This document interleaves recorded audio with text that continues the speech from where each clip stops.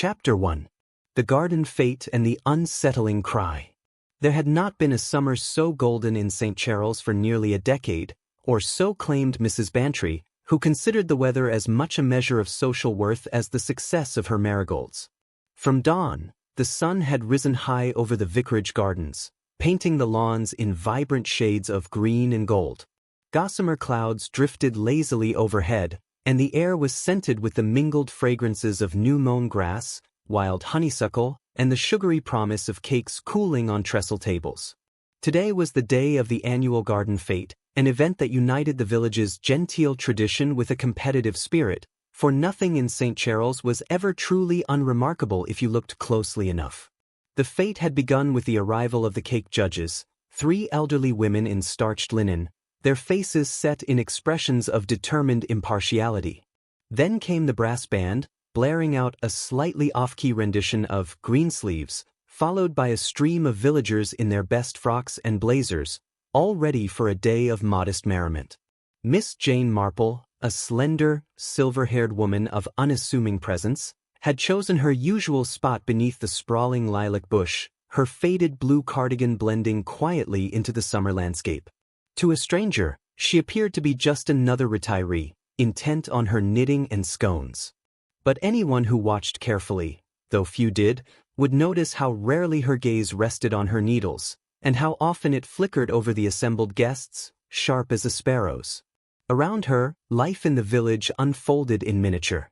Mrs. Prothero, St. Charles' unofficial social commander, presided over the cake stall as if she were orchestrating a military campaign, marshalling the ranks of Victoria sponges and Battenberg slices with the authority of a field marshal. She wore a hat of aggressive pink, bristling with silk flowers and topped by an unfortunate feather, the precise shade of which was the subject of whispered speculation among the more artistically inclined villagers. At the other end of the lawn, Major Longdon, retired from the Royal Engineers but not from his passion for order, had commandeered the tombola. He barked instructions to the children lining up for tickets, his silver mustache bristling with the effort of keeping everything shipshape. The vicar's niece, young Mary Everleigh, darted between the booths in a state of perpetual excitement, her white dress grass-stained and her dark hair perpetually coming loose from its ribbon. She seemed everywhere at once, fetching lemonade for the musicians, collecting stray tennis balls, and occasionally pausing to deliver urgent whispers to her closest friend, Lucy Potter. Men gathered in small groups beneath the trees, their conversation flowing from cricket to politics and back again, while their wives drifted from the bric-a-brac stall to the flower-arranging display, sharing the latest snippets of village news. Elderly Mr. Greaves, a fixture at every village event, sat on a battered bench, his walking stick propped between his knees, squinting at the commotion with a look of vague suspicion. Children ran in boisterous packs around the orchard, shrieking with laughter as they played at pirates or soldiers, their games growing steadily wilder as the afternoon wore on. Every now and then, their voices rose above the general hum, drawing glances, some indulgent, some disapproving, from the adults. Yet for all the laughter, the garden felt tightly wound, as if beneath its surface the village's collective nerves were strung a little too taut. Perhaps it was the heat, or perhaps it was the underlying knowledge, never spoken aloud, but always felt, that in small places like St. Charles, secrets rarely stayed buried for long. As the brass band struck up its third, slightly wheezing march, the church clock tolled 3, its deep, sonorous notes rolling over the fete. In that precise moment, something strange happened, so subtle that most didn't notice. A sudden, sharp cry split the air, rising thin and clear from the direction of the yew hedge that marked the boundary of the vicarage gardens. It was not the playful shout of a child, nor the startled bark of a dog, but something altogether different. A note of panic, quickly stifled, as if whoever had uttered it realized too late they had been overheard. In the very next second, the music resumed, laughter fluttered on, and the villagers' attention returned to the tombola and the jam tarts. Only a handful of people registered the sound at all. Mrs. Prothero, intent on reorganizing her cakes, merely frowned and shook her head, assuming it was some childish scuffle. Major Longdon missed a beat in his speech about the perils of improper ticket distribution, but recovered quickly. Miss Marple, however, set her knitting in her lap and looked up, her eyes suddenly very sharp. She watched as Mary Everleigh, the vicar's niece, froze in mid-step near the hedge. The child's face, so lively a moment before, went suddenly pale. She cast a desperate glance around, searching for someone, her uncle, perhaps, or a trusted friend, but the crowd had already moved on. Her hands fidgeted at her sides. Then, with a furtive motion, she knelt near the base of the hedge and reached for something half-hidden among the thick roots and tangled grass. She slipped it quickly into her pocket, her movements awkward with secrecy, and straightened up just as Miss Marple's gaze caught hers. The two locked eyes for a moment. There was something unspoken in the child's expression. A tremor of fear, a plea for reassurance, or perhaps the simple, primal hope that adults would not notice what children wish to hide. Before Miss Marple could speak, Mary turned and vanished into the throng, swallowed up by the crowd near the lemonade stand. Miss Marple let out a soft, almost inaudible sigh. She reached for her knitting once more, but her mind had already begun to turn over the facts.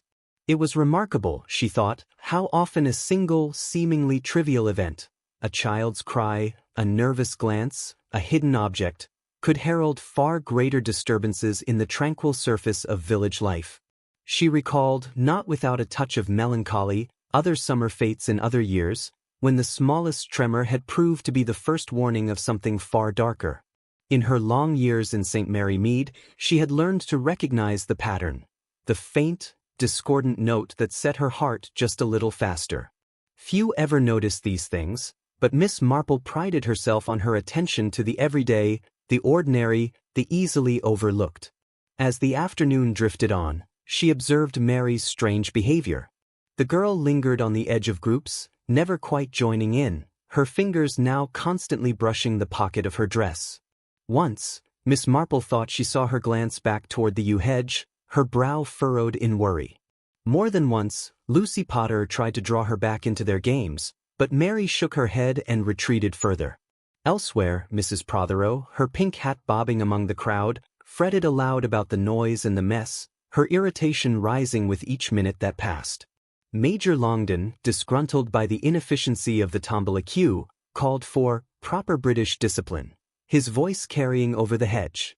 The brass band wheezed on, blissfully unaware of the unease beginning to ripple beneath the surface.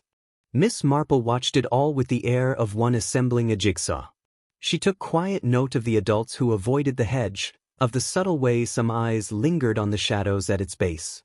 She saw Mrs. Westcott, the schoolmistress, lead her young son quickly away from the area, and noticed Mr. Greaves muttering something under his breath as he adjusted his walking stick.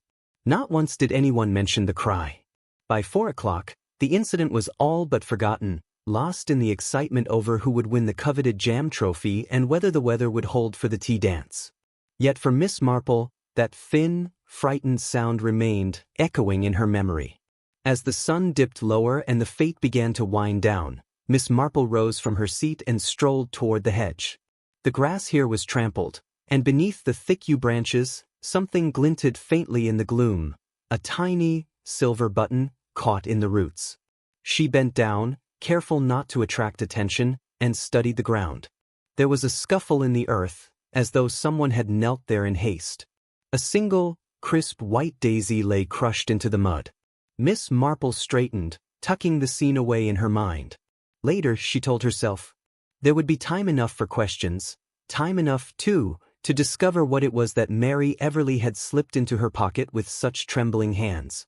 For now, the village fate wound on, golden and serene, but Miss Marple knew, with a certainty born of long experience, that St. Charles was on the cusp of an upheaval. Echoes had already begun to stir in the garden, and before the sun set, the village would learn just how fragile peace could be. And so, with her knitting tucked under her arm and her eyes bright with unspoken questions, Miss Marple quietly watched, and waited. The village reacts. Morning in St. Charles dawned in a haze of gentle sunlight and the distant tolling of the church bell, a sound as comforting and predictable as the postman's whistle or Mrs. Prothero's daily complaints about the price of butter.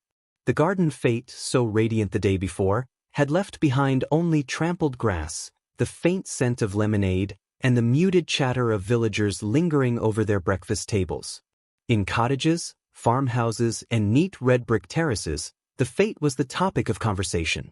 Mrs. Bantry, setting her cup and saucer on the windowsill, declared to her husband that it was the finest turnout we've had since the Queen's Jubilee, though she failed to mention the odd tension that had tinged the day's end.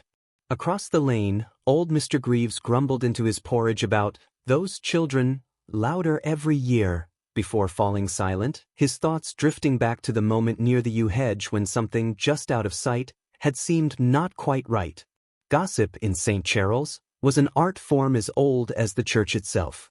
News of small triumphs and minor scandals moved faster than the river after a heavy rain, and nothing fed speculation more than the unexplained.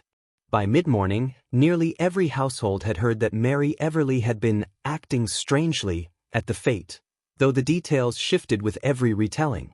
"I saw her crying, poor lamb," said Mrs. Westcott to her neighbor, as they shelled peas in the sunshine. "Crying?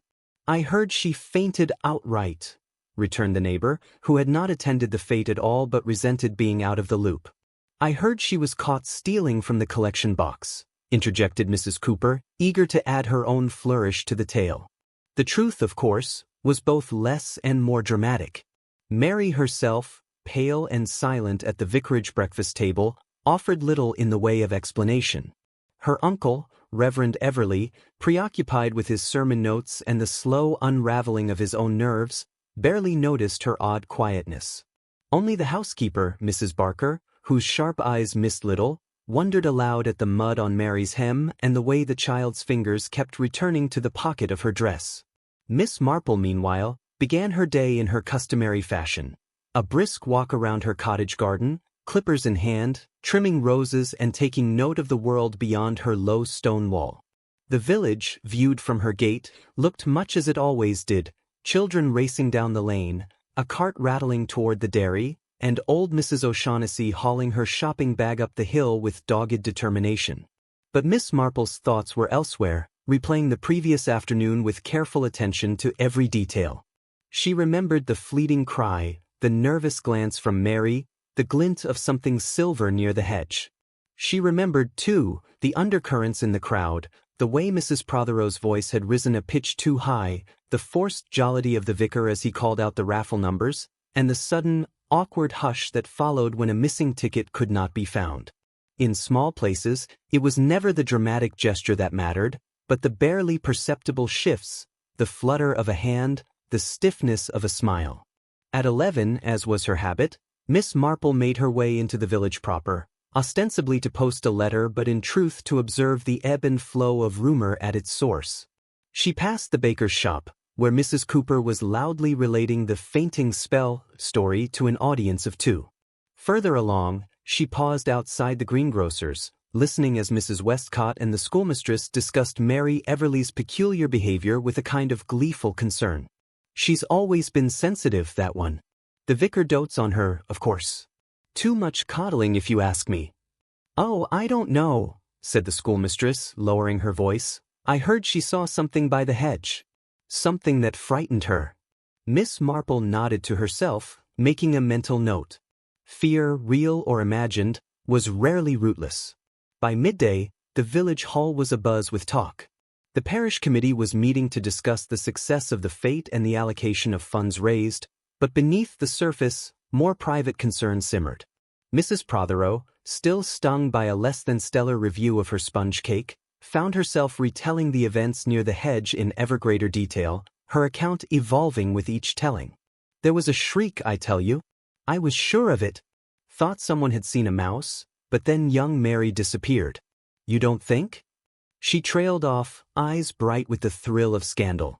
The vicar, gentle, absent-minded Reverend Everleigh, tried to steer the conversation back to practical matters, paint for the church door, repairs to the organ, but his words fell on distracted ears. Mrs. Westcott, arms folded, offered her opinion that children are far too indulged these days, while Major Longdon insisted the hedge should be trimmed to prevent further unruliness. The suggestion in itself sparked another debate, and soon voices rose in cheerful discord. Through it all, Miss Marple listened, her manner mild and her comments unobtrusive. She asked the occasional question, "Was it near the old yew, do you think? Or, How strange that no one seems to remember exactly who was there at the time, never pushing, only gently guiding the conversation. In her experience, people revealed far more in their efforts to avoid a subject than when pressed directly. At the post office, she encountered Mary's friend, Lucy Potter, loitering outside with a paper bag of barley sweets. Miss Marple greeted her kindly and, after a moment's hesitation, inquired after Mary. "She hasn't come out at all today," Lucy confided, her voice low. "I tried to see her, but Mrs. Barker said she was unwell. She seemed frightened yesterday, Miss Marple. Like she'd seen a ghost or something." Miss Marple smiled, her eyes twinkling. "Sometimes, dear, people see things that are not so much ghosts as the shadows of real troubles." "Did Mary tell you anything?" Lucy shook her head. "She just kept saying it was a secret, and that she mustn't tell anyone, not even me." "Secrets can be heavy things for children," Miss Marple mused, "especially when they feel they're carrying them alone." Lucy nodded, troubled. "I wish I knew how to help." Later that afternoon, as the village settled into the gentle rhythms of tea and rest, Miss Marple decided to take another stroll past the vicarage. She kept to the public footpath, pausing near the yew hedge where yesterday's small drama had unfolded. The grass was still flattened where children had played, but nearer the base of the hedge, she spotted a set of faint footprints, small, likely Mary's, but deeper and more erratic than those of a child at play. She noted them with quiet satisfaction. People were so careless with their feet, she thought, so unaware of what they left behind. Just as she was turning away, she heard a low voice. Mrs. Barker, the vicarage housekeeper, was talking to Mrs. Bantry on the far side of the hedge. "I tell you, Mary's not herself at all. Jumping at every sound, she is, and clutching her pocket like there's gold in it. I asked her what was wrong, but she just turned away, wouldn't say a word." Mrs. Bantry, never one to let a confidence pass unremarked, replied in hushed excitement. "They say she was seen picking something up by the hedge. Some say it was a coin, others a locket. And I heard it was stained. Oh, I can't imagine with what." Miss Marple filed the information away. There was, she thought, always a grain of truth in the village's wildest stories, if only one sifted carefully enough. Evening fell softly over St. Cheryl's. As lamps were lit in cottage windows and the church bell marked the hour, the village seemed, on the surface, to return to its peaceful ways. Yet in parlors and over garden walls, the echoes of the fate lingered, half-remembered, half-invented, but growing with every retelling. Miss Marple, seated by her window with her knitting in her lap, reflected on the day's harvest of rumor and half-truths. Somewhere beneath the tangle of stories and the rising tide of speculation, a secret waited to be found. She was, as ever, content to wait, patient, attentive, and quietly certain that the pattern would reveal itself in time. Tomorrow, she knew, the village would awaken to something more than whispers. For now, the mystery deepened, and Miss Marple, ever composed, prepared herself for what was to come. Chapter 2. Early Investigation. By the next morning, a faint drizzle pattered against cottage windows, softening the colors of the high street and laying a mist over the fields beyond. For most of St. Cheryl's, the gentle rain brought a welcome pause, a reason to linger over tea, to put off errands, to settle into armchairs with the newspaper. But for Miss Marple, it was an opportunity. She began her day with her usual methodical care. After breakfasting on weak tea and a poached egg, she slipped on her sensible mackintosh and set out with her umbrella, intent on a purposeful stroll. The village, cloaked in its damp hush, felt changed somehow. Conversations were quieter, glances more sidelong, as if the previous day's rumors had begun to ferment into something darker and more insistent. Miss Marple's first stop was the grocer's, where Mrs. Cooper and the butcher's wife were already deep in whispered conversation by the bread rack. "Well, I heard it was a piece of jewelry, not a coin. Maybe a brooch lost in the grass." Mrs. Cooper, always skeptical, sniffed. "Or maybe young Mary's been reading those lurid magazines again. Imagination can do terrible things to a child." "Oh, you're right, but she looked so pale. And the way she clung to Mrs. Barker's hand when they left the fete. My Alfie says he saw her talking to that young lad from the farms, the Baxter boy." "Baxter boy?" That family's always in some sort of trouble, you know. Miss Marple selected a loaf, exchanged mild pleasantries, and filed away the mention of the Baxter boy with a polite smile. Outside, the mist had thickened. She watched as Lucy Potter, Mary's closest friend, trudged past with a parcel of eggs. Lucy's shoulders were hunched, and her usually cheerful face was drawn and anxious. Miss Marple caught up with her at the post box, her tone gentle. "Good morning, Lucy. I do hope Mary is feeling better." Lucy hesitated, twisting the strap of her satchel. "She's still poorly, Miss Marple. Wouldn't come out at all.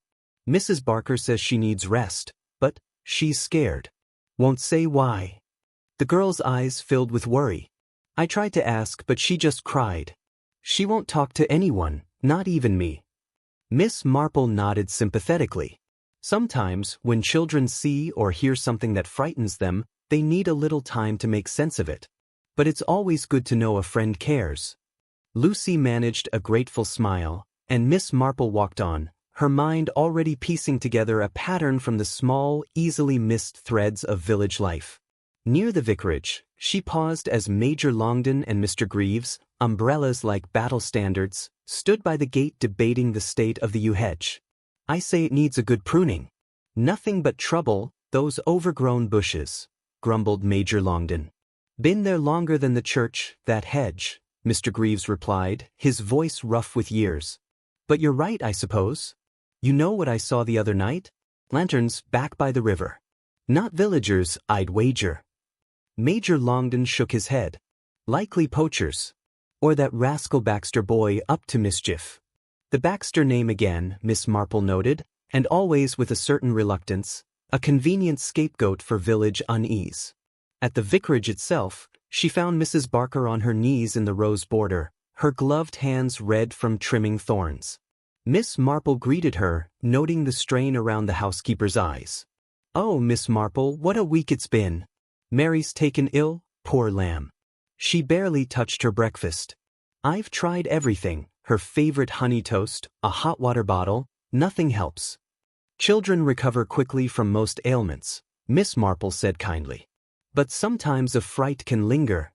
Mrs. Barker paused, looking over her shoulder toward the house. "She's always been a sensitive one.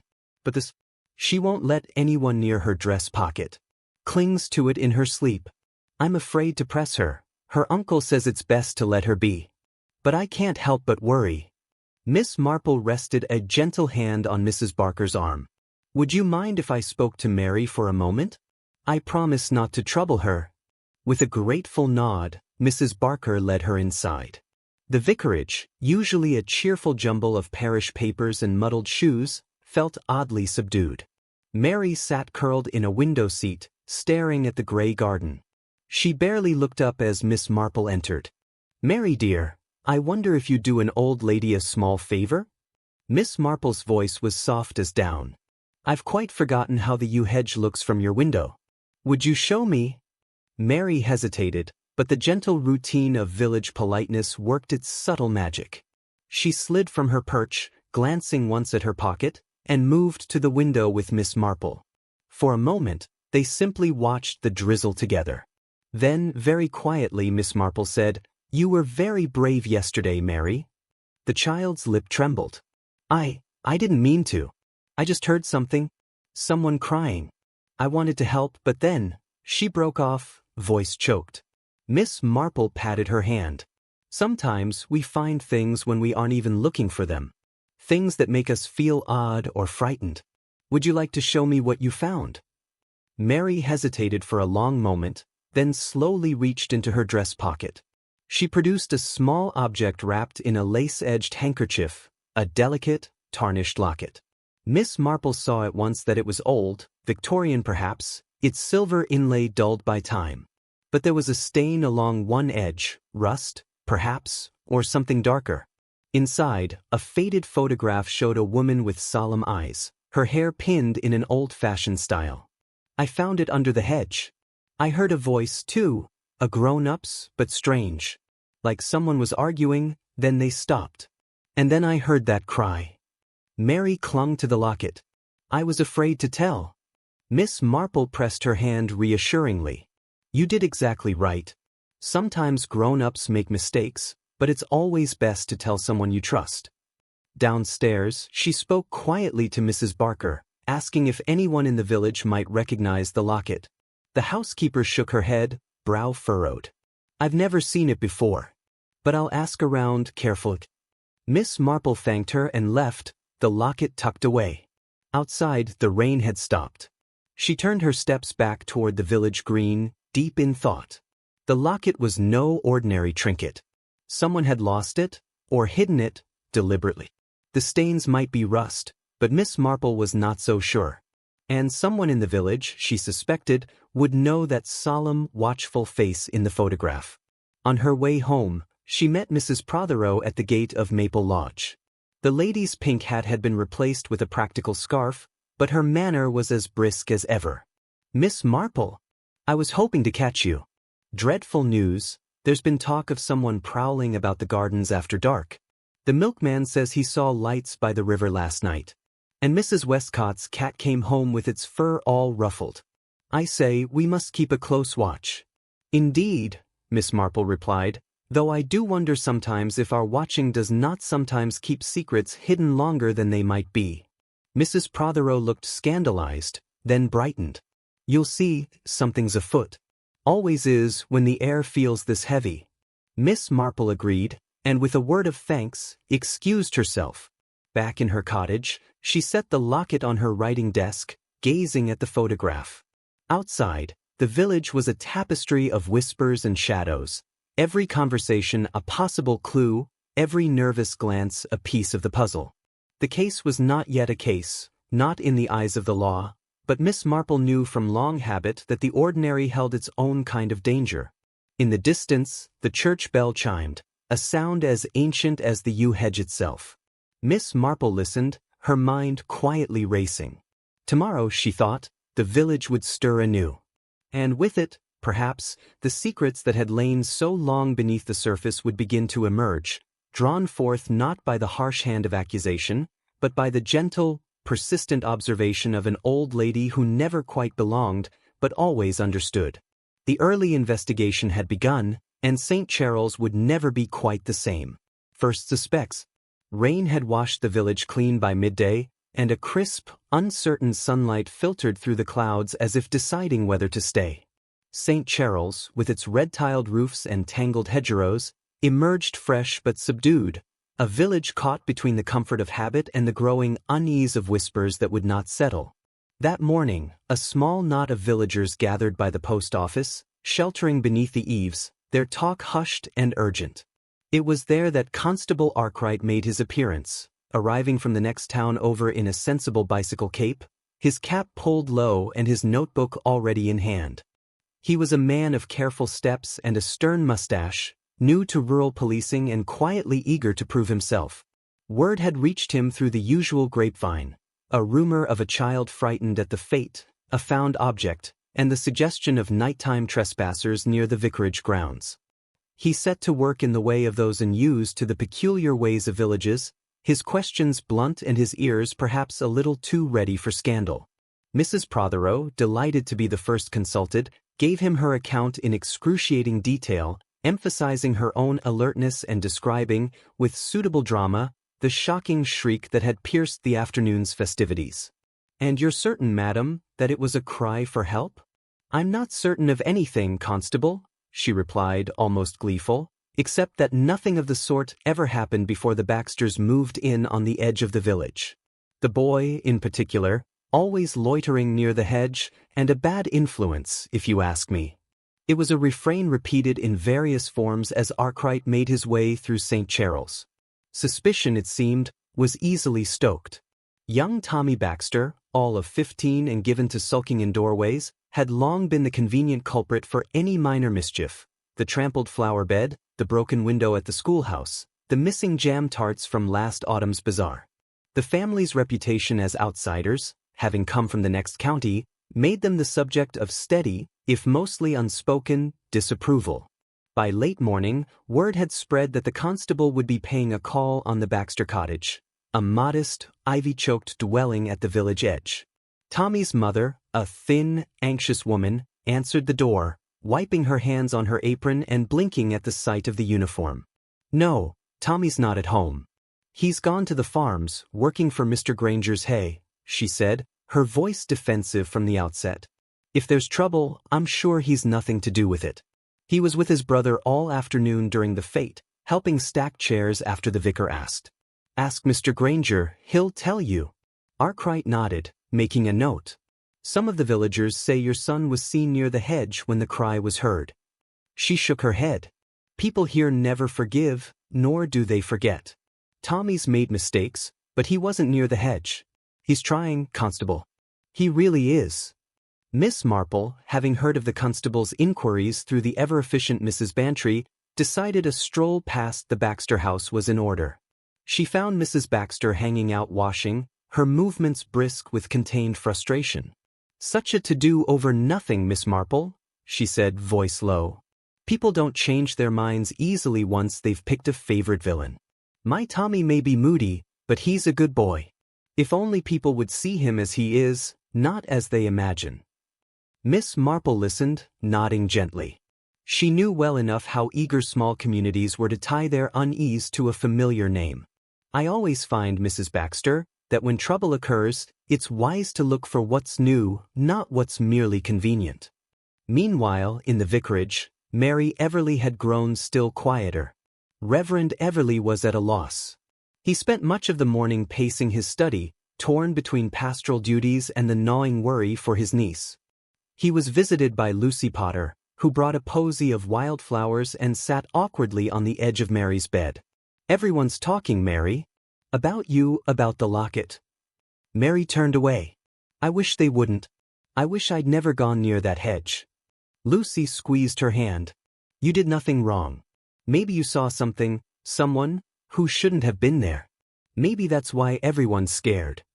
Miss Marple, after a gentle word with Mrs. Barker in the hallway, entered to sit with the girls. She brought a tin of almond biscuits and spoke lightly of her own childhood in the country, of how she once thought she'd seen a ghost in a rose bush, only to discover it was an owl with ruffled feathers. The girls smiled faintly, the tension easing for a moment. Afterwards, alone in the garden, Miss Marple found herself joined by Constable Arkwright. He had a stolid, well-intentioned manner, and she sensed the pressure he felt to find a culprit quickly. "Afternoon, Miss Marple. You've seen much of the village, I know. Anything you care to share about the fete?" She shook her head. "Only that St. Charles has a way of magnifying the smallest oddity into the greatest scandal. You'll hear every possible theory, some plausible, some not. The truth often sits quietly between them." He regarded her, notebook in hand. "There's talk of Tommy Baxter. And then there's the matter of the locket. Someone went to a lot of trouble to hide it. The child's testimony, well, children see things adults miss, and sometimes imagine what isn't there." Miss Marple nodded thoughtfully. "Yes, but sometimes they recall the crucial detail everyone else overlooks." She smiled. "May I see what you've gathered so far?" He hesitated, then showed her a list of names. Tommy Baxter, the Baxter boys, the vicar's gardener, who was said to have a temper, and Mrs. Westcott's nephew, who'd been seen leaving the fete early. The names, Miss Marple thought, were as telling for who was absent as for who was present. The gardener, Mr. Jeffries, was next to be questioned. A surly man of few words, he'd been with the vicarage for decades, his only vice an occasional nip of brandy from the kitchen and a tendency to grumble about his rheumatism. Questioned about the fete, he scowled. "Hedge is overgrown, should have been trimmed weeks ago. I saw some children running about, that's all. As for locket, haven't seen the thing in my life. I keep to my tools, that's all." Constable Arkwright made a note but seemed unconvinced.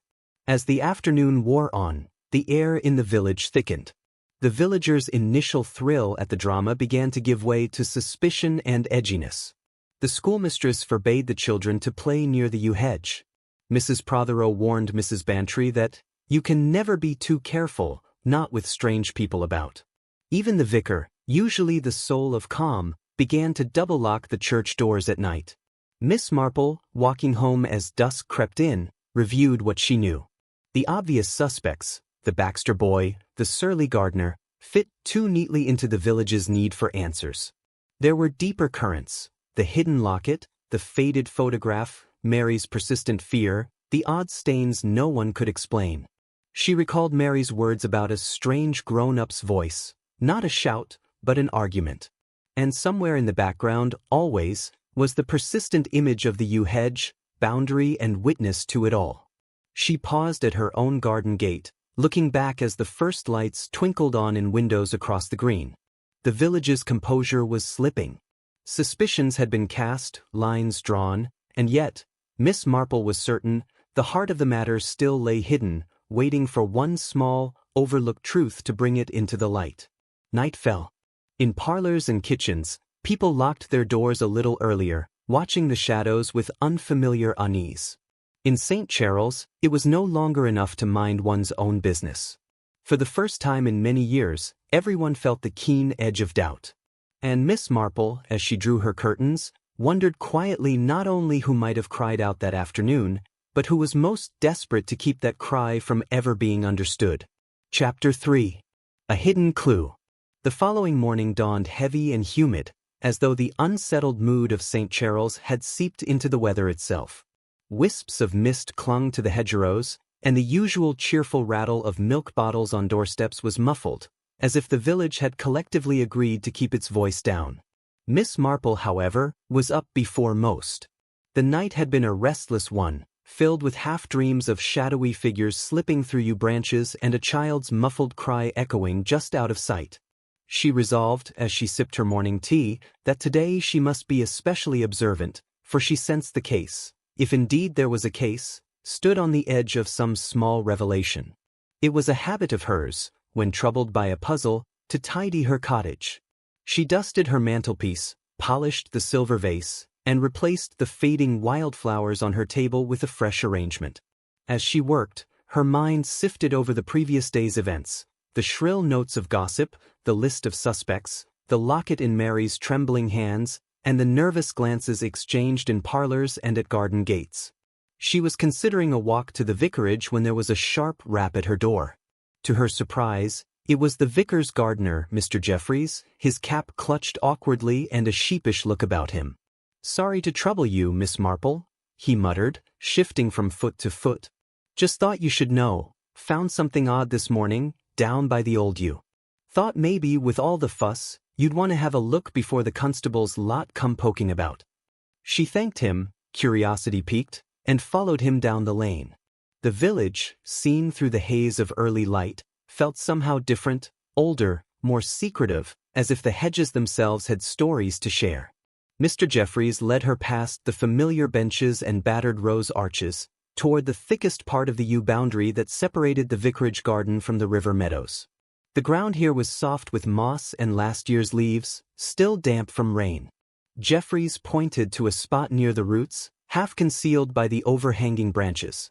"There, see that patch of earth? Wasn't disturbed yesterday. This morning, all scuffed up, like someone knelt there after the fete." Miss Marple knelt carefully, pushing aside a low-hanging branch. In the earth she saw the impression of a small shoe, a child's, most likely Mary's, and beside it, deeper marks as if made by a heavier adult boot.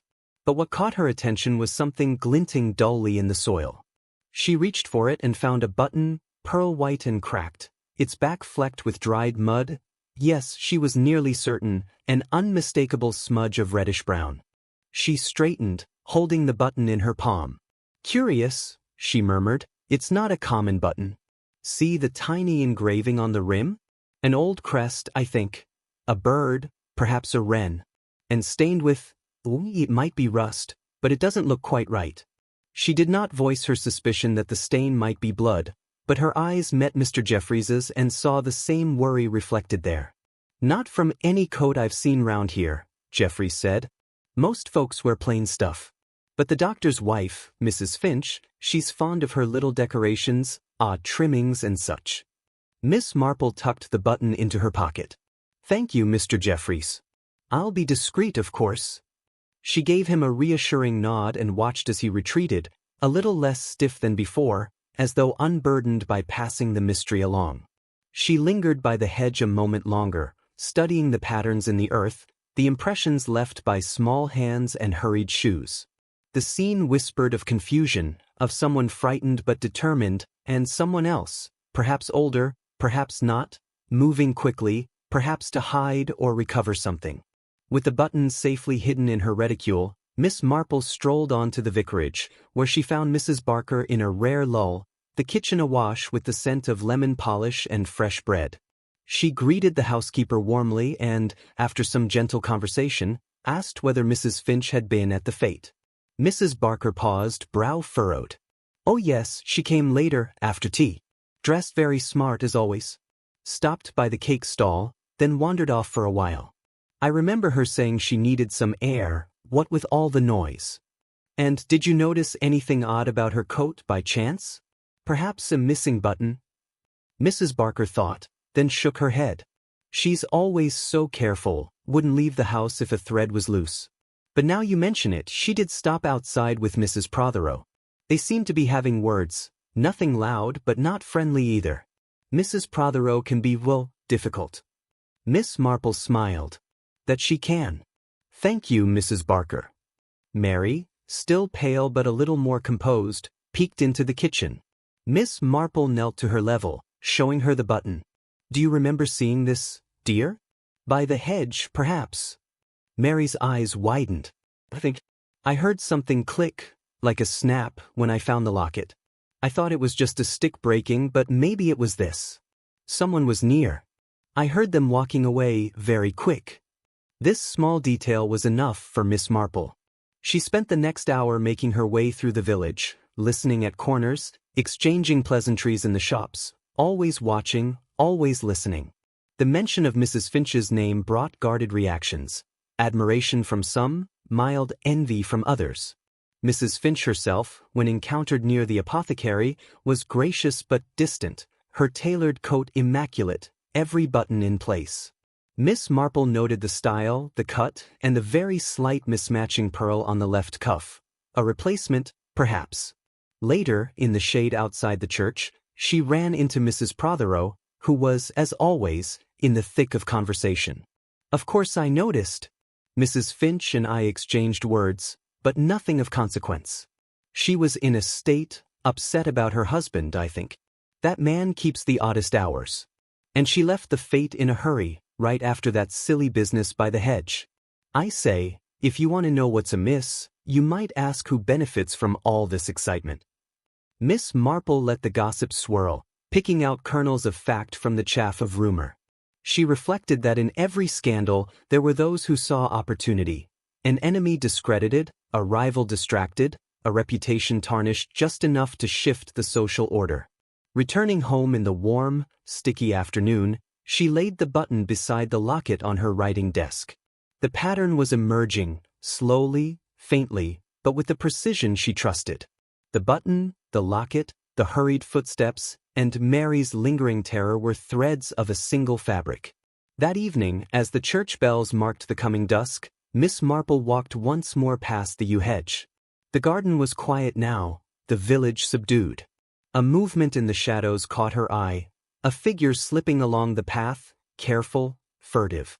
She stayed out of sight, listening to the soft crunch of feet on gravel, the hush of breath in the heavy air. In that moment she understood, whatever had happened that afternoon by the hedge was not yet over. The past, so long buried, was stirring, and someone in St. Cheryl's, frightened or desperate, would do anything to keep it from returning to the light. Miss Marple, heart steady, mind sharp, resolved to watch even more closely. The smallest clues, she knew, often revealed the largest secrets. Tomorrow would bring new revelations, but tonight, the garden was alive with echoes, and Miss Marple, as ever, listened, confrontations and secrets. As the day drew on, the air in St. Cheryl's felt almost electrified, a humidity not just of weather but of anticipation. Whispers curled under shop doors and through garden gates. Every small gathering felt charged with possibility, as though each villager suspected that they were on the verge of some great revelation. Miss Marple, alert to these subtle shifts, recognized them as the signs of deeper undercurrents, old wounds and buried grievances stirred by new events. That morning, as she walked through the village, she saw the impact of these tensions writ large upon its people. The baker's wife greeted her with an uncharacteristic abruptness, her eyes darting to the window as if half expecting to see someone listening in. At the greengrocer's, two regulars argued quietly but fiercely about whose children had lingered nearest the yew hedge, their voices bitter, a private feud bubbling to the surface under the guise of concern. Even Mr. Greaves, who prided himself on his stoic detachment, was seen muttering under his breath about people who don't know how to mind their own business. Miss Marple observed, always from the edges. She knew better than to push when the mood of the village was so brittle. Instead, she let her gentle presence be a kind of invitation, waiting for confidences to be offered rather than chased. Her patience was soon rewarded. That afternoon, Lucy Potter, cheeks flushed and breathless, knocked at Miss Marple's cottage, looking anxiously over her shoulder before being ushered inside. Miss Marple offered her tea and waited until Lucy, eyes bright with nerves, burst out with her news. "Miss Marple, you mustn't think me a gossip, but, well, I heard something and I'm worried. About Mary and about Tommy Baxter too." Miss Marple smiled gently, folding her hands. "You may always trust me with a worry, Lucy." Lucy twisted her handkerchief. "It was after school. I saw Tommy behind the old smithy, talking to Mrs. Finch. He didn't look happy and she seemed angry. I didn't hear much, but she said something about ruining everything and keeping quiet or else. And then she gave him some money, I think." Miss Marple's brows rose. "And how did Tommy seem?" "He looked scared, Miss Marple. Like he wanted to run away. I told Mary, but she said we ought not to meddle. But it's all wrong, isn't it?" Miss Marple thanked Lucy, reassuring her that she'd been quite right to say something. As Lucy departed, she pondered this new strand, Mrs. Finch's connection to Tommy, the money exchanged, and the boy's discomfort. Why would the doctor's wife be threatening the local scapegoat? Seeking clarity, Miss Marple next visited the village shop, where Mrs. Cooper presided like a queen on her throne. There, she quietly asked after Mrs. Finch's habits. "She's always in and out, that one," Mrs. Cooper said, lowering her voice. "Comes in late for the papers, then vanishes for hours. Says it's her charity work, but there's more to it, I say. I've seen her walking the lane to the river more than once, never with her husband, mind. And lately she's looked right put out, all pinched and pale." As the afternoon wore on, more secrets began to surface. Mrs. Bantry confided, sotto voce, that she had heard voices raised in the Finch household the night after the fete. Shouting Miss Marple.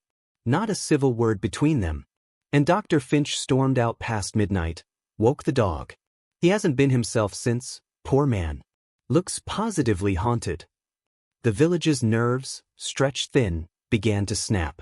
That evening, a row broke out at the Crown and Scepter when Mr. Greaves accused young Tommy of stealing his walking stick, an accusation Tommy, red-faced and trembling, furiously denied. His mother arrived moments later, pulled him close, and stared down her accuser, voice shaking with hurt. "Blame my boy for what you like, Mr. Greaves, but you'll not make him a villain for your lost stick or anything else." Miss Marple, present by chance, watched the crowd's reaction. The regulars, usually quick to take sides, were strangely silent, some looking away in embarrassment, others with a trace of sympathy. The barman's wife intervened, and the dispute fizzled, but the atmosphere lingered, brittle, dangerous, as if the village itself was on trial. Later, as Miss Marple walked home under a sky bruised with the coming storm, she encountered Dr. Finch striding through the lanes, his coat askew, face drawn. "Good evening, Dr. Finch. All is well, I hope?" He hesitated, seeming on the verge of confession, but the mask slipped back into place. "Oh, just the usual rounds, Miss Marple. So much worry these days, folk jumping at shadows. If only everyone would calm down, we'd be back to normal in no time." But as he passed, Miss Marple caught a glimpse of something in his hand, a woman's handkerchief monogrammed in blue. Not his own, surely. She watched him disappear down the lane toward the river, his gait stiff and troubled. At home, Miss Marple reflected on all she had learned, the argument between Mrs. Finch and Tommy, the doctor's restless movements at night, the missing button, the tainted locket, and Mary's unresolved fear. The pieces did not yet fit, but she was certain of one thing. The events of the fate had become a catalyst, shaking loose secrets long kept and resentments carefully nurtured. That night, a storm broke over St. Charles, sending rain rattling against the windows and flattening the wild roses in Miss Marple's garden. In the small hours, a figure moved quietly along the vicarage hedge, seen only by a wakeful cat and a sleepless Miss Marple at her window. The next morning, muddy footprints trailed across the path, leading toward the river. In the aftermath, gossip turned to outright suspicion. Mrs. Prothero, ever alert for drama, insisted that Mrs. Finch had lost her composure entirely when asked about her whereabouts during the storm. Mrs. Westcott swore she saw Tommy sneaking out at dawn. Dr. Finch was missing from his surgery, and his house was locked tight. By midday, the village felt ready to combust. Miss Marple, more certain than ever that the answer lay in the interplay of these private confrontations, decided on a bold but gentle approach. She visited Mary at the vicarage and asked her, this time plainly, "Do you remember who was near you just before you heard the cry by the hedge?" Mary looked at her, eyes wide and uncertain. "I saw Mrs. Finch's shoes. The ones with the little silver buckles. She was talking to someone, a man, I think, but I couldn't see his face. They were arguing, Miss Marple. And then I heard the cry." Miss Marple squeezed her hand. "You've been very brave." "Thank you, Mary." Armed with this, she called quietly on Mrs. Finch. The doctor's wife greeted her stiffly but invited her into the parlor, her movements brittle, eyes shadowed by more than a sleepless night. "It's a dreadful time, Miss Marple," she said, hands trembling as she poured the tea. "People seem determined to make a scandal of anything. My husband and we've had our difficulties, but none of this is my doing." Miss Marple's eyes were gentle. "Of course, dear. But sometimes, in a village like ours, a misunderstanding can become a very great burden. Perhaps you'd like to unburden yourself. I am a good listener, as you know." Mrs. Finch's composure wavered. For a moment, it seemed she might speak, but then the mask returned, and she shook her head. "Thank you, Miss Marple, but there's nothing to tell. Nothing at all." As Miss Marple took her leave, she was more convinced than ever that the truth was within reach. Secrets had surfaced, motives revealed themselves in whispered arguments and nighttime movements. The village stood at the threshold of its own reckoning, and only the smallest of nudges would bring everything tumbling into the open. The storm had broken, but its aftermath would prove even more revealing. Chapter 4. Another twist. The storm passed, leaving behind a raw, silvery morning. St. Charles glistened with rain-washed freshness, but beneath the sheen of water on cobblestones and hedges, the mood in the village was more unsettled than ever.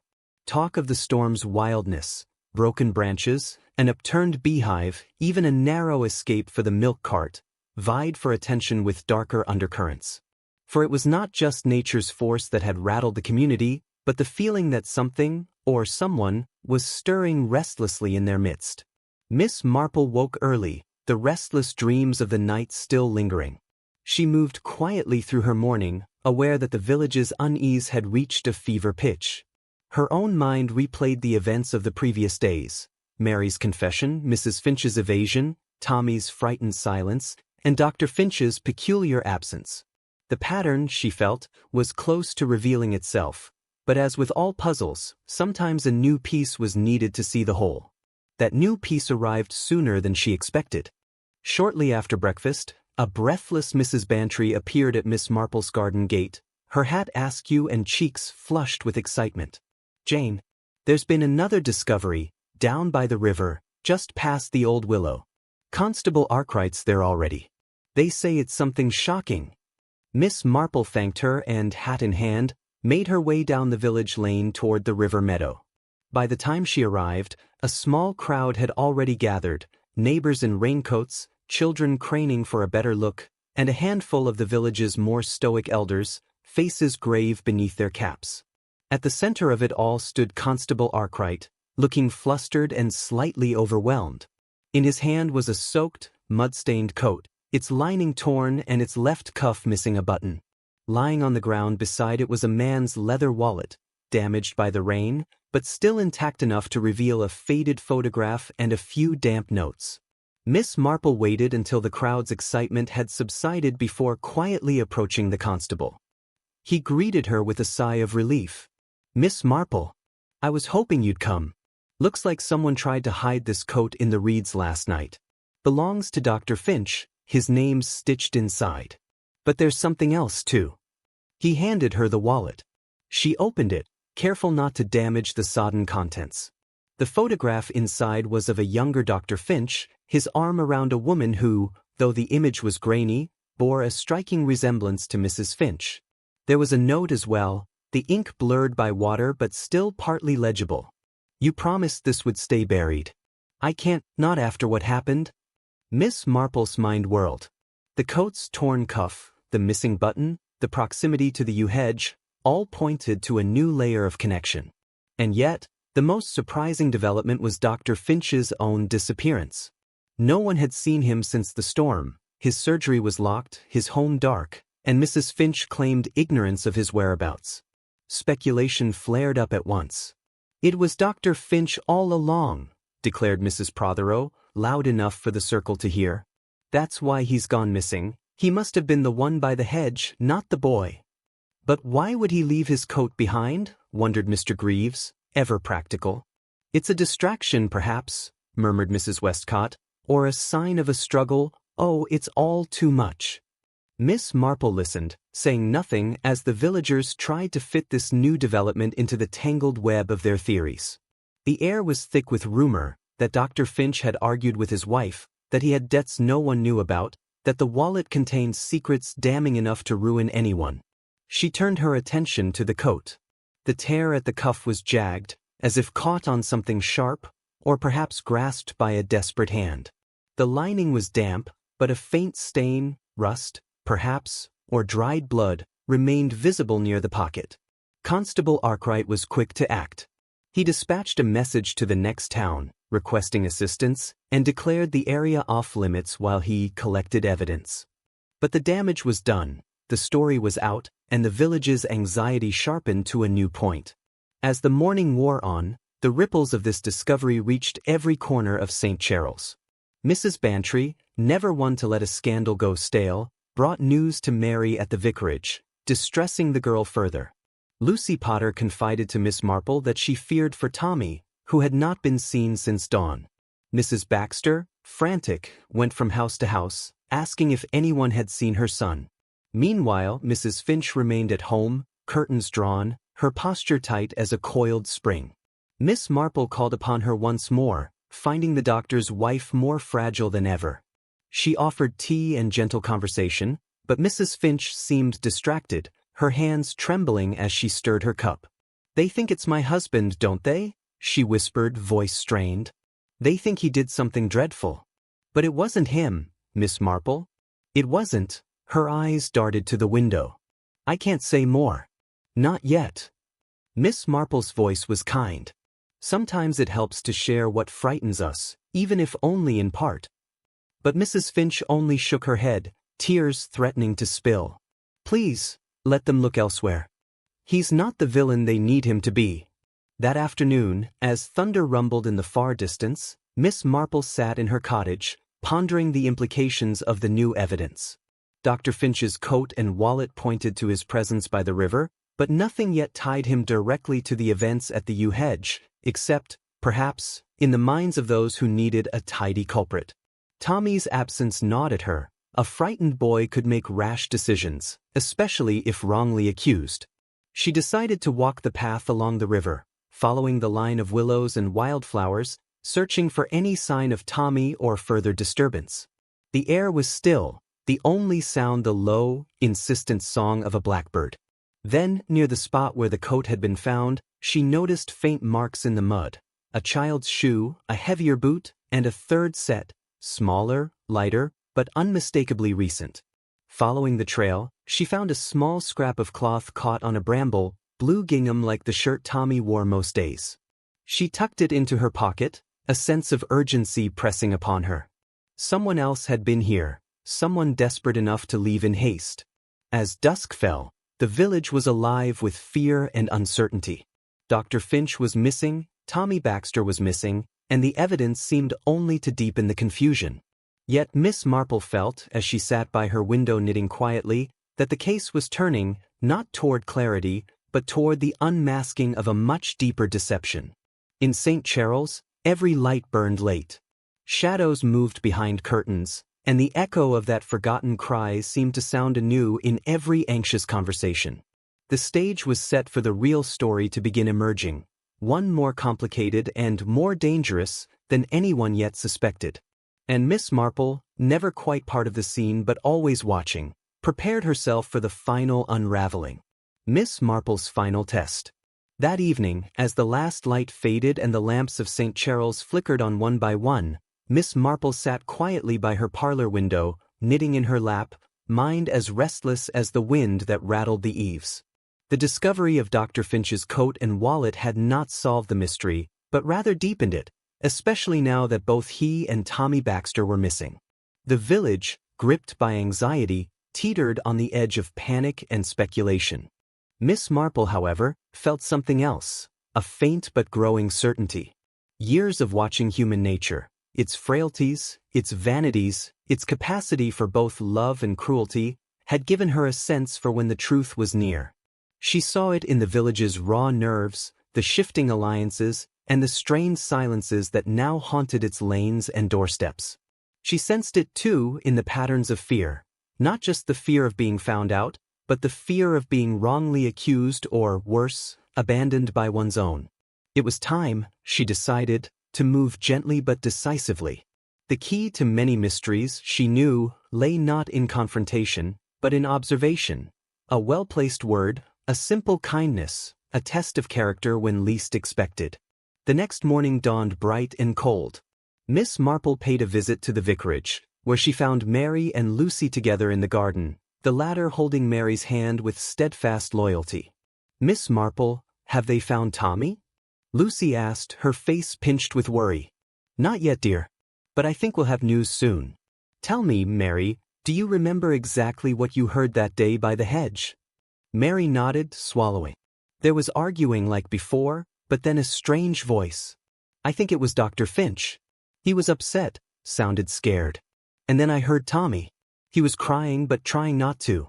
I think he saw something he shouldn't have." Miss Marple smiled gently. "You're very brave, Mary. Sometimes we think things are too much for us, but the truth always finds its way." Afterward, Miss Marple made her way to the Baxter cottage. She found Mrs. Baxter pacing the tiny kitchen, her face pale and drawn, a cup of tea cooling untouched on the table. "Tommy's not like the others say, Miss Marple. He runs off sometimes, but he's a good boy. I know he's scared. I wish I could help him." Miss Marple patted her hand. "Sometimes, when someone is afraid, it helps to know that someone believes in them. If you hear from Tommy, let him know that." She left the cottage and, on her way back, encountered Mrs. Finch walking alone, her coat buttoned to the neck, her step brisk but uncertain. Miss Marple joined her, matching her pace with gentle determination. "It's a terrible time for the village, isn't it?" she began, her tone light. Mrs. Finch nodded, lips tight. "I never wanted all this fuss. I wish it would all go away." Miss Marple gave her a searching glance. "Well, I think, once the truth is spoken. I wonder, Mrs. Finch, did you lose a button from your coat recently?" Mrs. Finch faltered, her eyes widening. "No, I don't think so." But her hand went reflexively to her left cuff. Miss Marple's voice was soft. "Sometimes we lose small things and don't notice. Sometimes, in moments of panic, we leave traces behind us. And sometimes, people see us who we didn't know were watching." A tense silence followed, but Miss Marple let it hang, watching the subtle flush on Mrs. Finch's cheeks and the way her eyes darted away. That afternoon, Miss Marple decided the time had come for a quiet gathering, an opportunity, she thought, to observe not just words, but reactions. She invited Mrs. Finch, Mrs. Prothero, the vicar, Mrs. Baxter, Lucy, and a still fretful Mary to tea at her cottage. Constable Arkwright, at Miss Marple's suggestion, was asked to stop by for a word with everyone, to reassure the village. Miss Marple arranged her parlor so everyone had a seat in sight of the others, with herself positioned where she could watch faces and gestures. The conversation was awkward at first, strained, halting, with each person acutely aware of the other's presence. To break the ice, Miss Marple served her famous seed cake, pouring tea and asking after gardens, pets, and village news. Gradually, the talk loosened. Mrs. Prothero, ever ready to hold court, recounted the tale of the storm's havoc on her geraniums. Mrs. Baxter, pale but grateful, thanked her neighbors for keeping an eye out for Tommy. When the conversation drifted to the events at the fete, Miss Marple turned to Mary and Lucy. "Mary, dear, do you remember the locket you found? Did you see who might have dropped it?" Mary hesitated, glancing at Mrs. Finch, then shook her head. "I just found it. I didn't see anyone. But I heard voices." Miss Marple pressed gently, "And those voices, were they arguing, do you think?" Mary's eyes filled with tears, but she nodded. "Yes, I think they were." Miss Marple shifted her gaze to Mrs. Finch, whose hands trembled on her teacup.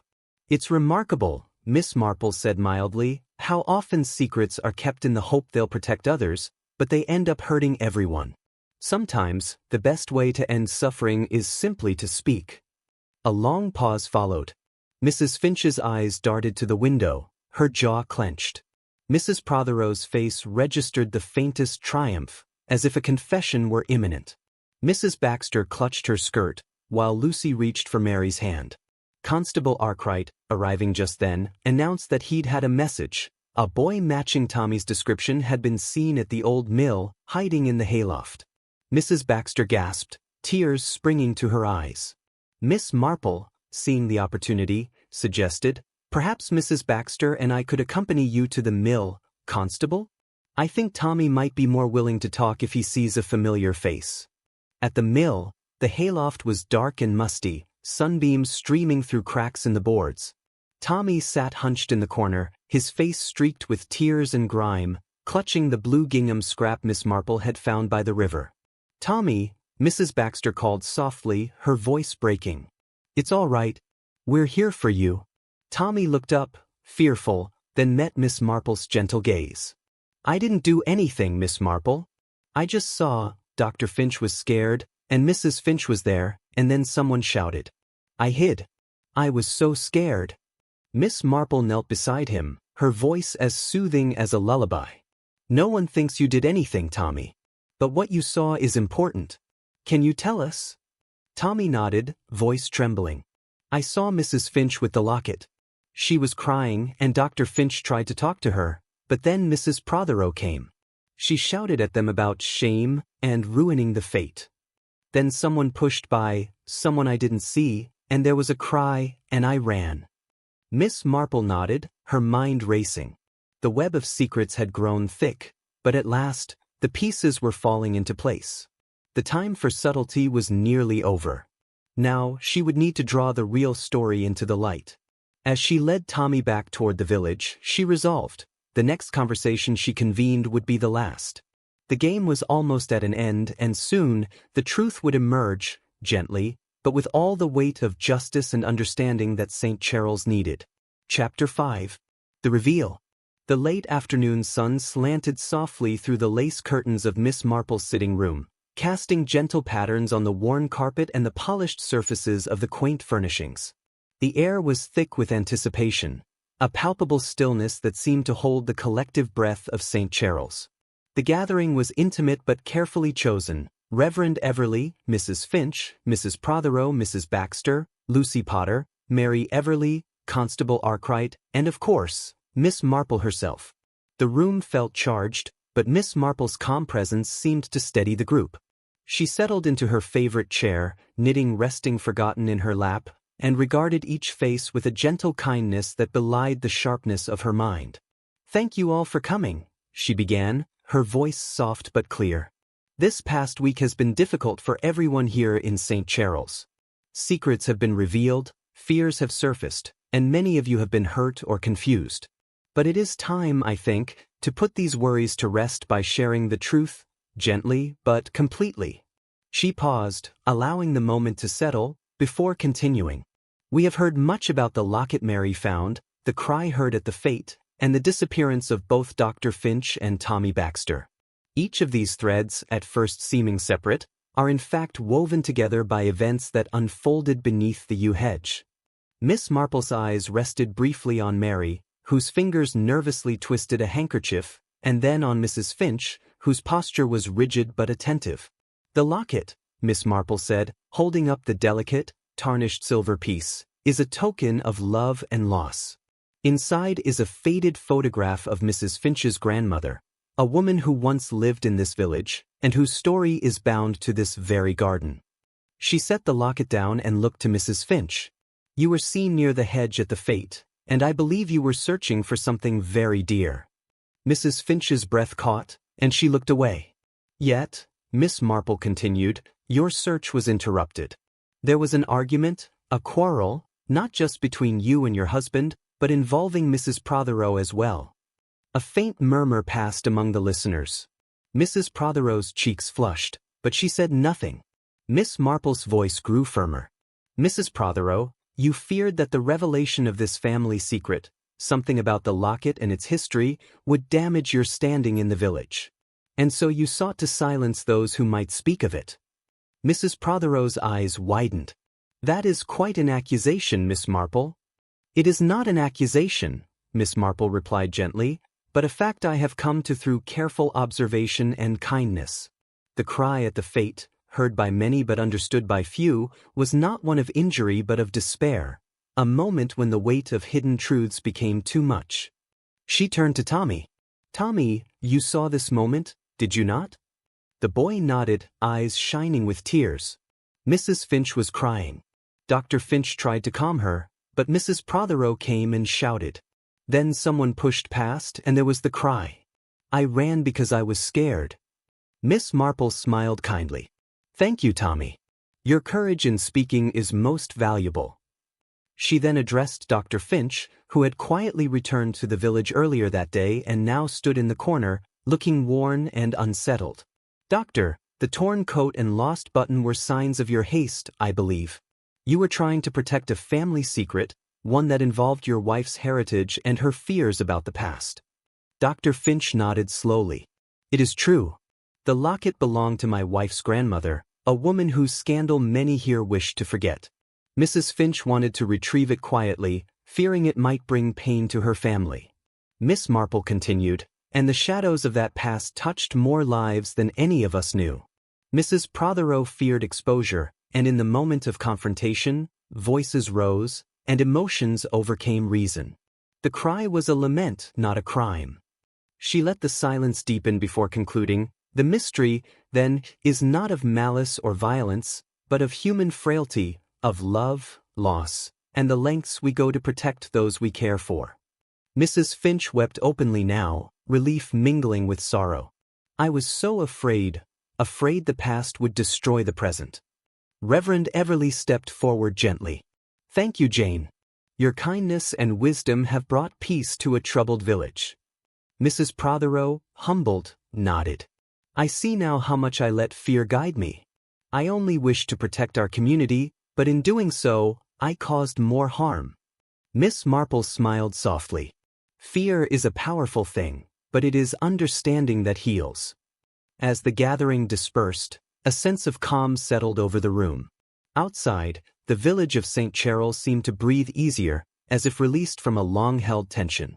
Miss Marple, alone now by her window, reflected on the delicate balance of human nature, the secrets kept in shadows, the cries unheard, and the healing power of truth told with compassion. The echoes in the garden had finally found their rest. The sun rose gently over St. Charles the morning after Miss Marple's quiet revelation, casting a warm glow over the village that seemed almost at odds with the lingering sense of unsettled calm. The scandal that had gripped the community, woven from whispered secrets, a frightened child's cry, and the tangled histories of old families, had begun to dissolve, replaced by a fragile peace. The village square bustled with a familiar hum of activity, but the usual light-hearted chatter was tinged with a more reflective undertone. People moved through their routines with a new awareness, as if the invisible threads of past mistakes and misunderstandings had been gently untied. At the vicarage, Mary Everleigh was already up and about, her pale cheeks touched with color for the first time in days. She sat beside Reverend Everleigh at breakfast, where the usual clatter of cutlery was accompanied by softer words and a quieter gratitude for the small comforts of daily life. Lucy Potter flitted in and out, bringing flowers and notes of encouragement from neighbors who had been touched by the ordeal. Mrs. Baxter, too, was beginning to breathe easier. Tommy had returned from his brief disappearance, having found refuge and kindness in unexpected places. He was still hesitant, his eyes shadowed by recent fears, but the knowledge that the village was no longer casting him as a villain gave him hope. In the village shop, Mrs. Cooper arranged her shelves with care, the gossip quieter but no less thoughtful. Conversation steered away from blame and toward reconciliation, with more than a few villagers admitting that their fears had made them quick to judge. Miss Marple, meanwhile, went about her usual routines with an ease that belied the intensity of the past days. Her garden bloomed under her tender care, the roses bright and fragrant, as if reflecting the village's own slow recovery. On a crisp afternoon, she walked to the churchyard, pausing by the ancient yew hedge that had borne silent witness to so much. The ground was soft, the leaves freshly raked, and the faintest trace of a footprint, the one she had seen long ago, had been carefully covered by the gardener. It was a gesture of healing, subtle but meaningful. Miss Marple's thoughts turned inward as she sat on a weathered bench beneath the spreading branches. The case had been less about crime and more about human nature, the fears that bind us, the secrets that protect and harm, and the fragile hope that truth, when shared gently, can heal wounds older than memory. She remembered Mrs. Finch's trembling hands, Mrs. Prothero's guarded pride, the boy's tears, and the courage it took to face a community that had so easily turned on him. The village, she mused, was like a garden, sometimes wild and tangled, sometimes carefully pruned, always in need of patience and care. Back in her cottage, Miss Marple took up her knitting again. The wool slipped through her fingers in soothing rhythms, a quiet meditation on the day's lessons. Outside, the evening settled soft and deep, the stars beginning to twinkle over St. Charles like tiny beacons of hope. Though the echoes in the garden had faded, their lessons remained, a reminder that beneath the calmest surfaces, life is often more complicated than it seems, and that understanding comes not from judgment but from empathy. As the village returned to its peaceful routines, Miss Marple smiled softly to herself. She knew well that the story was never truly over, that beneath every quiet lane and behind every closed door, there were more mysteries waiting patiently to be told. For now, however, St. Charles was at rest. And so was she. Chapter 6. The Quiet Ripples. Though the main storm had passed, its ripples continued to wash slowly over St. Charles, touching corners both visible and hidden. Days stretched onward, the village settling into a fragile rhythm that held the promise of normalcy, yet bore the faint tremors of change beneath its surface. Miss Marple, ever watchful, noticed these shifts with a gentle curiosity. The children played more freely again in the orchard, their laughter tentative but genuine. The bakery's window displayed fresh scones, and Mrs. Prothero's pink hat appeared once more at church gatherings, though worn a shade more subdued. Yet, behind these signs of recovery, there were quieter moments, a glance exchanged between neighbors that lingered too long, a whispered conversation that cut off abruptly, a door closed softly but with care. One afternoon, Miss Marple found herself at the village hall, where the parish council was convening. The room hummed with polite chatter and the rustling of papers, but Miss Marple sensed a careful diplomacy underlying the proceedings. The Fates funds were to be distributed, and discussions included new plans for community events, perhaps a way to heal the fractures that recent troubles had revealed. Mrs. Prothero chaired with characteristic firmness but was careful to acknowledge the contributions of those she had previously criticized, including Mrs. Baxter, who now sat more comfortably among her peers. The atmosphere was one of cautious reconciliation, with an unspoken agreement to move forward together. After the meeting, Miss Marple stepped outside into the cool air. The garden behind the hall was blooming with early roses, their scent sweet and a little melancholic. She was soon joined by Reverend Everleigh, who greeted her with a smile tinged by the weight of his duties. "Jane," he said warmly, Thank you for all you've done these past weeks. The village feels lighter somehow. Miss Marple shook her head gently. You give me too much credit, George. It was the village itself, its kindness, and its willingness to forgive, that made the difference. They strolled slowly through the garden, the vicar's thoughts turning reflective. It's strange, isn't it? How a single moment, like that cry in the garden, can uncover so many hidden things. Old resentments, fears, regrets. It's as if we were all holding our breath. Miss Marple nodded, eyes tracing the delicate petals trembling in the breeze. Yes. And sometimes, it takes an event, however small, to remind us that beneath the surface of everyday life, there is always more than meets the eye. People carry their burdens quietly, and sometimes they need a gentle nudge to share them. Their conversation was interrupted by the approach of Lucy Potter, who had come seeking Miss Marple's advice. She looked brighter than before, though still cautious. Miss Marple, I've been thinking a lot about Mary and Tommy, she said. I want to help them both feel safe again. Do you think the village can truly move past this? Miss Marple smiled, her gaze kind. I believe it can. It will take time, patience, and understanding, but the heart of St. Charles is strong. You, Lucy, and your friends have a part to play, helping each other, speaking kindly, and remembering that everyone carries a story. As they spoke, a small group of children ran by, chasing a stray dog that barked gleefully. Mary and Tommy appeared at the garden gate, tentative but hopeful. Their eyes met Miss Marple's, and in that moment, a silent promise passed between them all, a promise of healing and new beginnings. Later that evening, in the quiet of her cottage, Miss Marple sat by the fire with her knitting. The soft clicking of needles filled the room, a comforting rhythm in contrast to the complexity of human nature she so often pondered. She thought of the village, its secrets, its strengths, and its resilience. Outside, the garden was bathed in moonlight, silver shadows stretching over the roses and the ancient yew hedge. The echoes of the past had softened, but they had not disappeared. They lived on in memory, in whispered stories, and in the bonds that tied the villagers together.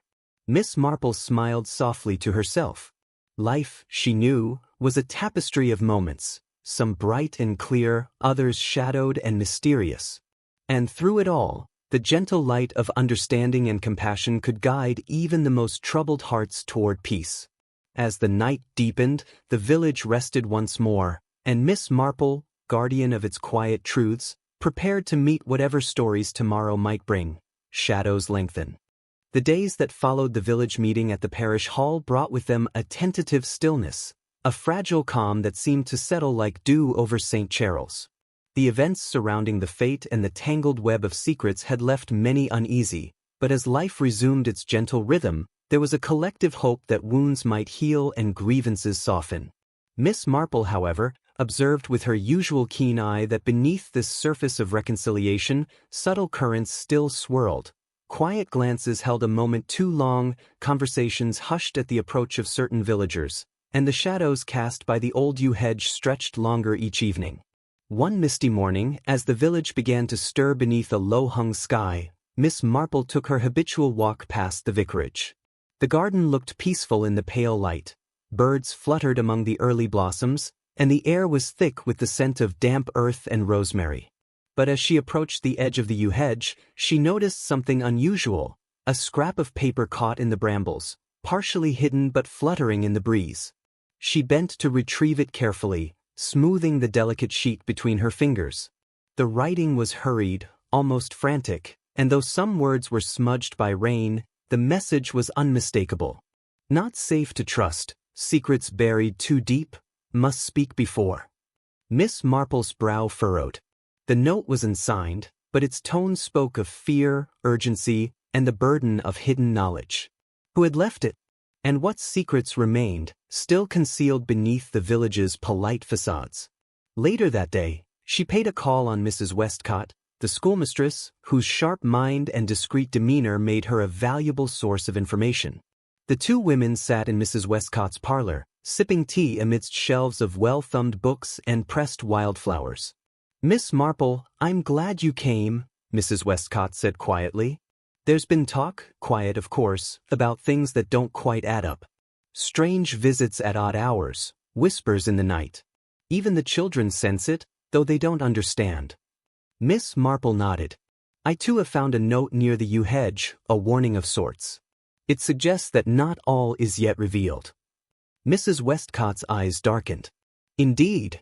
I fear that beneath the surface of our little village lies a complexity that will not be so easily unraveled.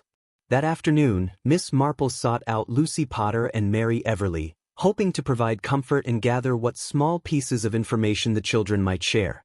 The girls sat beneath the apple tree in the orchard, their faces pale but resolute. Mary, do you still feel frightened? Miss Marple asked gently. Mary nodded. Sometimes. When the wind blows through the hedge, I think I hear voices. But I want to be brave. Lucy reached for Mary's hand. We're all going to be brave. Together. Encouraged by their courage, Miss Marple spoke softly about the importance of truth and trust, reminding them that secrets, once shared, lose their power to harm. As twilight approached, Miss Marple returned home, her thoughts heavy. The note, the whispered rumors, the children's fears, they all pointed to something still unresolved. The village's peace was still fragile, the past not fully laid to rest. That evening, a sudden knock at the door startled her. Opening it, she found Tommy Baxter, looking more composed than the last time they met but still shadowed by uncertainty. I wanted to say thank you, he said quietly, for believing me, and to tell you I found something else near the river, something that might help. Miss Marple invited him inside, where he produced a small, weathered notebook, soaked and muddy but intact. Its pages contained hurried notes and sketches, fragments of conversations, names, and dates that Tommy explained he had stumbled upon hidden in an old garden shed near the riverbank. Together, they pored over the notebook's contents. It hinted at disputes and debts, long-standing grudges woven into the village's history, and suggested that the recent turmoil was not merely the result of one secret but many layered over time. The implications were profound. The mystery, Miss Marple realized, was part of a much larger story, one that involved not just individuals but the very fabric of the community. As the night deepened, she sat by the fire, the flickering flames reflecting in her thoughtful eyes. The village, she understood, was at a crossroads. The coming days would demand courage, compassion, and above all, patience. For beneath the gentle surface of St. Charles, the shadows still lengthened, and Miss Marple, as always, was ready to meet them. Chapter 7. Threads of the Past. The days stretched longer as summer edged slowly toward autumn. The golden haze that hung over St. Charles carried a quiet tension, the kind born not of overt conflict, but of unspoken questions and unsettled histories. Miss Marple's keen observations told her that the village was still wrestling with the aftershocks of revelations and the shadows of secrets yet to be fully unearthed. The small notebook Tommy had found lay open on Miss Marple's writing desk, its damp pages filled with scrawled notes, names, dates, and cryptic remarks. Each entry hinted at old disputes about land, about money, about honor. Miss Marple carefully pieced together the fragments, her fingers tracing the faded ink as if coaxing the past to speak. One name appeared repeatedly, Jonathan Wren, a man long absent from the village's present but whose legacy still rippled through its quiet streets. He had been a landowner, known for his sharp business dealings and tangled personal relationships, his sudden departure decades ago still a source of whispered speculation. Curious, Miss Marple sought out Mrs. Bantry, who, as the village's unofficial historian and purveyor of stories, was well acquainted with Wren's tale. In Mrs. Bantry's cozy sitting room, amidst shelves of leather-bound volumes and framed photographs, Miss Marple listened as Mrs. Bantry recounted what she knew. Jonathan Wren was a complicated man, she said, stirring her tea thoughtfully. He came from a proud family but had a knack for making enemies. There were rumors of affairs, financial troubles, even a scandal involving a local family, the Finches, if you can believe it. Miss Marple nodded slowly. This locket and the tension surrounding it, might they relate to his story? Mrs. Bantry smiled wistfully. Very likely. The Finches have always been proud and private, but the shadows of Wren's influence lingered. When he left, it wasn't just land he abandoned, but secrets that refused to die. Armed with this insight, Miss Marple turned her attention to the villagers who might hold pieces of the past still hidden. She arranged a discreet meeting with Mrs. Finch, hoping the doctor's wife might feel ready to share more now that time had allowed a measure of healing. At Mrs. Finch's home, sunlight poured through lace curtains as the two women sat by the fire, the locket resting on the table between them. Mrs. Finch's voice was low and hesitant at first. "My grandmother was involved with Jonathan Wren. It was a love that scandalized the village and fractured families. When the truth came out, it nearly destroyed her." She paused, eyes misting. The locket was a gift from him, a symbol of promises made and broken. I wanted to retrieve it quietly, to reclaim a piece of her that was lost. Miss Marple nodded, understanding the weight of such a history. "And the fear, was it fear for your family's reputation or something more?" Mrs. Finch looked away, then back. "Both, I suppose. But also a fear of reopening wounds that have festered far too long." Meanwhile, Tommy Baxter, bolstered by Miss Marple's quiet encouragement, began to share his story with those willing to listen. He spoke of nights spent hiding, of overheard arguments, and of the complicated feelings that come with being caught between childhood innocence and adult fears. Lucy Potter stood steadfast by his side, her presence a quiet reminder of loyalty and friendship. As the village slowly absorbed these revelations, Miss Marple watched as old grievances began to soften, replaced by a tentative desire for understanding. But beneath the surface, she sensed that not all threads were yet untangled. The past, she knew, often lingered stubbornly, its echoes reaching far beyond the initial cry in the garden. One evening, as the sun dipped below the horizon, Miss Marple received an unexpected visitor. It was Mrs. Prothero, her usual confidence tempered by a rare vulnerability. "Jane," she said, her voice low, "there are things I have kept silent about, things I feared would unravel us all. But perhaps the time has come to speak." Miss Marple gestured kindly. "Whenever you are ready, I am here to listen." And so, as twilight settled over St. Charles, more secrets began to surface, not with the clamor of accusation, but with the gentle courage of those seeking peace. Miss Marple, as ever, prepared to guide them through the quiet reckoning that awaited, knowing that understanding, patience, and compassion were the truest keys to healing the garden's echoes. The quiet reckoning. The late autumn air had turned crisp, and the golden light of afternoon spilled softly over the lanes and cottages of St. Charles. Leaves drifted lazily from the trees, carpeting the village paths with russet and amber, while the low sun cast long shadows that seemed to lengthen the village's quiet introspection. Miss Marple walked slowly through the heart of the village, the weight of recent days settling like a gentle cloak over the community. There was a softness now to the villagers' interactions, a tentative reaching out, a careful bridging of old divides. It was the kind of fragile peace that takes time to grow, nurtured by understanding and the small, often unseen acts of kindness. Her steps carried her to the vicarage, where Mary and Lucy waited on the porch, their faces brightened by the fresh air and the promise of new beginnings. The children's smiles were genuine, though tinged with the wisdom that comes from hardship. "Miss Marple," Mary said, "I've been thinking about what you said, that secrets lose their power when shared. I want to help make sure no one else has to be scared like I was." Miss Marple smiled warmly. "That's very brave, Mary. Courage like yours helps a village heal." Inside the vicarage, Reverend Everly welcomed her with his usual quiet kindness. "Jane, the village owes you a great debt. Your patience and insight have guided us through a difficult season." Miss Marple shook her head gently. "The village's strength has always been in its people. I merely helped them see it." Later, Miss Marple met with Mrs. Prothero, who had asked for a private word. They sat by the fire in Miss Marple's cottage, the flickering flames casting soft light on their thoughtful faces. "Jane," Mrs. Prothero began, her voice low, "I've spent much of my life maintaining appearances, protecting what I thought was best for St. Charles. But I see now that sometimes, in trying to shield others, we cause more pain than we prevent." Miss Marple nodded. "It's not easy to change, but acknowledging the past is the first step toward peace." Mrs. Prothero sighed, then smiled faintly. "Thank you for your kindness. I intend to make amends where I can." As the evening deepened, Miss Marple reflected on the delicate balance between past and present, the way old wounds heal and sometimes reopen, and the enduring power of community. Her thoughts were interrupted by a soft knock. It was Tommy Baxter, now steadier in demeanor, holding a small parcel wrapped in brown paper. "For you, Miss Marple," he said shyly. "It's something I found in the shed, things that might help."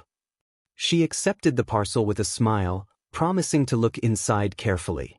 That night, as the village settled beneath a starry sky, Miss Marple sat by her window, the flicker of candlelight illuminating her thoughtful face.